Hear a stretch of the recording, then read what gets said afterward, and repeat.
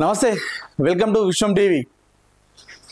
ఉదయం లేస్తే పొద్దున లేస్తే ఎలాంటి వార్తలు వినాలే అనే భయంతో బతుకుతున్న రోజుల్లో మనం ఉన్నాం. రోజుకొక వార్త, రోజుకొక దారుణమైన వార్త, ఎన్నో దారుణాలు, ఎన్నో ఘోరాలు. ఈరోజు నైట్ పడుకుంటే మళ్ళీ తెల్లారు లేస్తే రేపు మళ్ళీ ఎట్లాంటి వార్త తింటామో అనే భయం అయితే జనాల్లో కలిగింది. ఇప్పుడు సమాజం అట్లా జరుగుతుంది, సమాజం అట్లా పోతుంది కాబట్టి అందరూ అట్లనే భయపడుతున్నారు. అయితే ఈరోజు జరిగినటువంటి ఒక దారుణం చెప్తాను. ఫస్ట్ ఒక తల్లి ఆమె ఆర్తనాదాలు ఒకసారి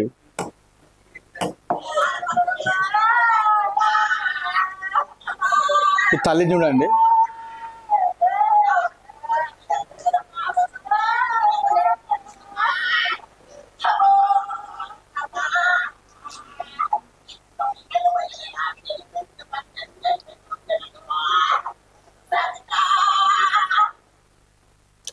చూసిరు కదా అమ్మ, ఈ అమ్మ ఎంత బాధపడుతుందో.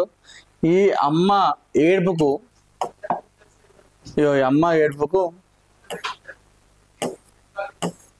పోలీసుల పక్కన ఏం తెలియనట్టు అమాయకంగా కూర్చున్నాడు. చూసారా?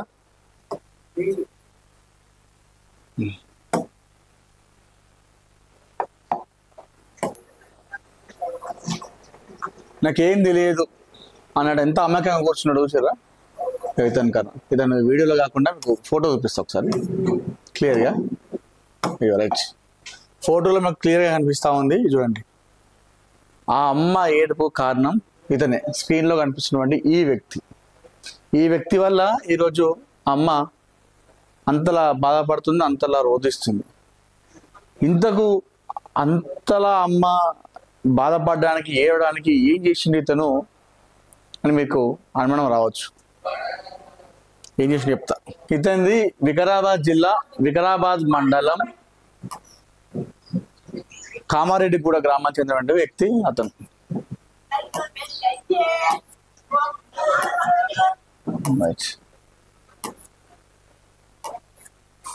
ఎంత మీకు ఎక్స్ప్లెయిన్ చేస్తా, చూపిస్తా.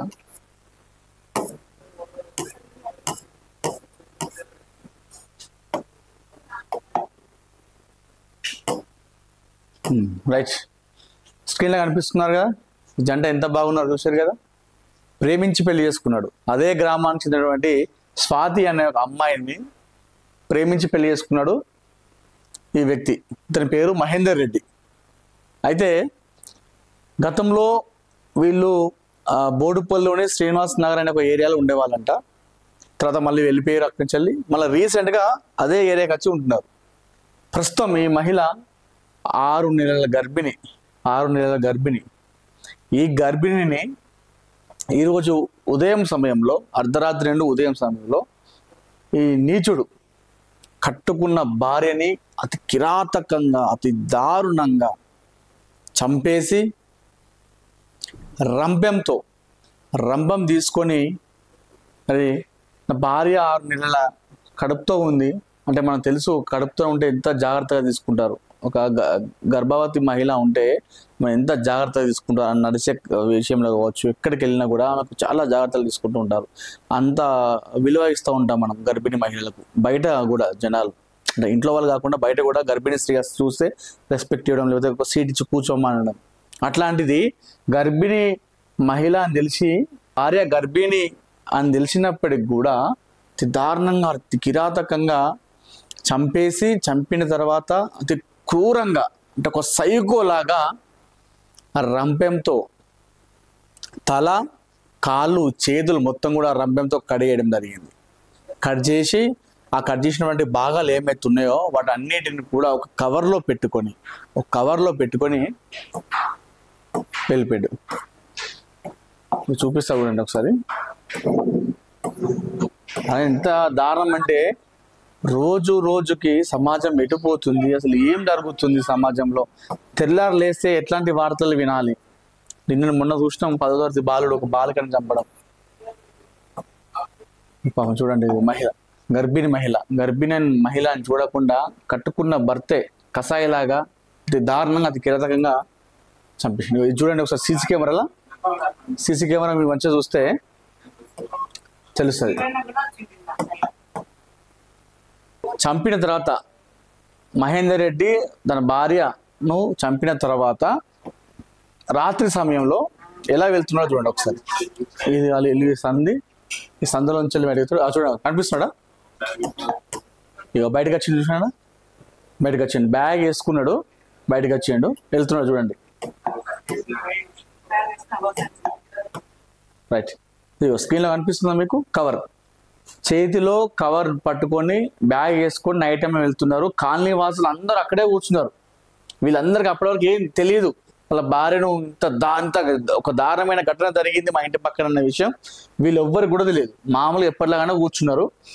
రాత్రి బ్యాగ్ వేసుకొని ఆ కవర్ పట్టుకొని వెళ్తుంటే ఎటో వెళ్తున్నారా అని చెప్పేసి అనుకుంటాం. వాడు ఆ టైంకి భార్యను దారుణంగా చంపేసి రంపెంతో అటు తల కాళ్ళు చేతులు వేరు చేసి ఆ భాగాలన్నిటి కూడా ముక్కలు కట్ చేసి ఈ బ్యాగులో పెట్టుకొని ఎంత ఈజీగా వెళ్తున్నాడు అంటే అసలు నేనేం చేయలేదు. మామూలుగా మనం ఒక తప్పు చేస్తే, ఒక కనీసం చిన్న తప్పు మనకు తెలియని తప్పు చేస్తేనే మన మొహంలో ఎంతో బాధ కనిపిస్తూ ఉంటుంది, భయం కనిపిస్తూ ఉంటుంది. అంత దారుణంగా చంపేసి ముక్కలు చేసి ఇంతమంది ముందు కాలనీలో ఎంత దర్జాగా కవర్ పెట్టుకుని వెళ్తున్నాడు చూడండి. ఆ కవర్లో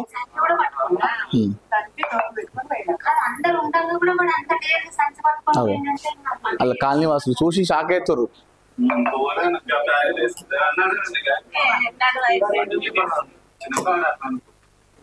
చూడండి ఒకసారి, ఈ సంధి నుండి వస్తాడు బ్యాగ్ వేసుకొని, అవసరం చూడండి, బ్యాగ్ వేసుకొని ఈ కవర్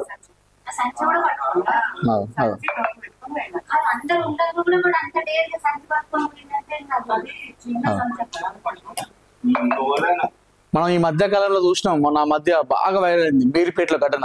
సేమ్ ఇలాంటి ఘటననే, భార్యను చంపేసి ముక్కలు వేసి ఫ్రిడ్జ్లలో కొన్ని భాగాలు గ్రైండర్లో వేసి అని చెప్పేసి చూసినాం. ఆ ఘటన ముందే మరో ఘటన సేమ్ యాజ్ ఇట్ ఈస్.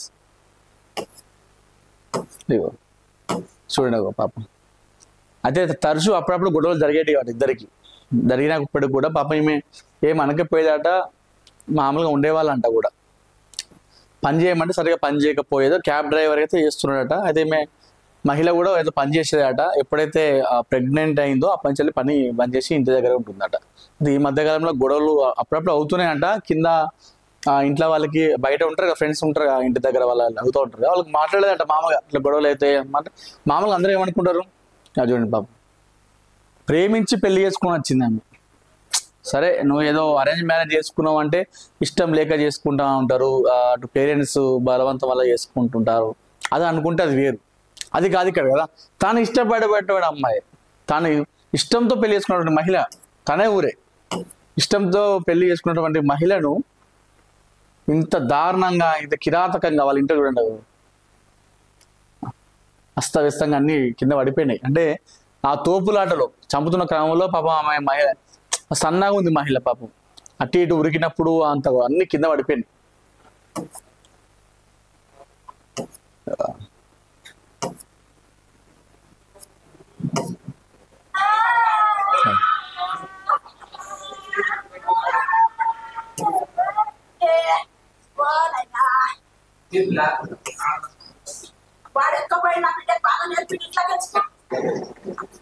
చూడు, ఇంత చేసి నాకేం తెలియదు, నేను శుద్ధ పూసను అన్న తీరు లెక్క కూర్చున్నాడు. వాళ్ళు భార్యను అతి కిరాతంగా నరికి చంపి ఆ తల కాళ్ళు చేతులు వేరు చేసి ఆ తలను కాళ్ళను చేతులను కూడా ఆ రంపంతో ఆ కత్తులతో మొత్తం ముక్కలు చేసి ఆ కవర్లో పెట్టుకొని ఆ కవర్లో బయటకు తీసుకెళ్ళి ఒక మూసి నదిలో పడేసిండు.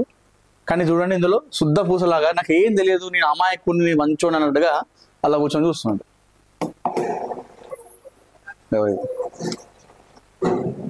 ఈ మూసిలో పడేసినట్టుగా అయితే వివరాలు అందుతున్నాయట. ఇది మేడిపల్లి దగ్గర, మేడిపల్లి దగ్గర ఉన్నటువంటి మూసి. ఈ మూసి నదిలో పడేసిండు బాడీ పార్ట్స్ అనేది తెలిసింది. అక్కడ పోలీసులు అయితే ప్రస్తుతం వెతుకుతున్నారు. ఎందుకంటే ఈ మూసి నది అనేది చాలా ఫ్లోటింగ్ బాగుంటుంది, ఎప్పుడు వాటర్తోనే ఎప్పుడు పోతూ ఉంటుంది. మరి అప్పుడు అది ఎక్కడ దొరుకుతుందో తెలియదు. అయితే వాడు ఏదైతే ముక్కలు కడిగేసినటువంటి బాడీ ఉందో ఆ ఛాతీ భాగం అంత ఉంటుంది కదా, దాన్ని కూడా తీసుకెళ్దామని ప్రయత్నం చేసిండట, కానీ అది తీసుకెళ్ళడానికి మనకి స్కోప్ దొరకలేదు.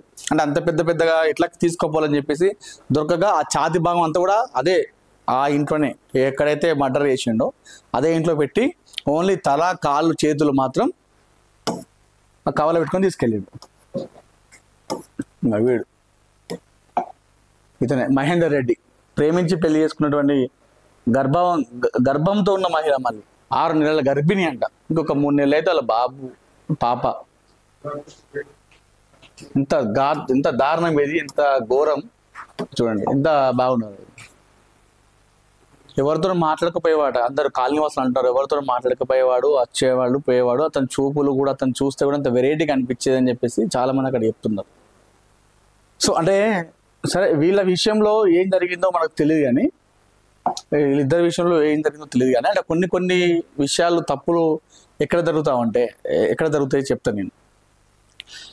కొంతమంది ఏం చేస్తారంటే పెళ్లి చేసి తమ బిడ్డను వాళ్ళ అత్తగారికి పంపించిన తర్వాత అక్కడ వాళ్ళ బిడ్డ మస్తు ఇబ్బంది పడతా ఉంటుంది, చాలా ఇబ్బంది పడతా ఉంటుంది. అటు అత్తగారింటి వేధింపులు కావచ్చు, అదేవిధంగా భర్త పెట్టే వేధింపులు చాలా ఉంటాయి. పెట్టినప్పుడు కూడా ఆ విషయము ఇంట్లో వాళ్ళకి చెప్తే ఇంట్లో వాళ్ళు ఏమంటారంటే, పోనీ బిడ్డ, ఇక సర్దుకో బిడ్డ, ఇక్కడికి వస్తే ఇక్కడ ఉంటే అందరం ముందు ఇజ్జత పోతుంది, వాళ్ళ ఇంటి పక్క మీద చూసి అయ్యో మొన్ననే పెళ్ళయింది ఇక్కడ వచ్చి ఉంటాను వీళ్ళ బిడ్డ ఇంటి మీద ఉంటానని చెప్పేసి అందరూ ఆ మాటలు ఈ మాటలు అంటారని చెప్పేసి చాలామంది పేరెంట్స్ చెప్తారు వాళ్ళ బిడ్డలకి.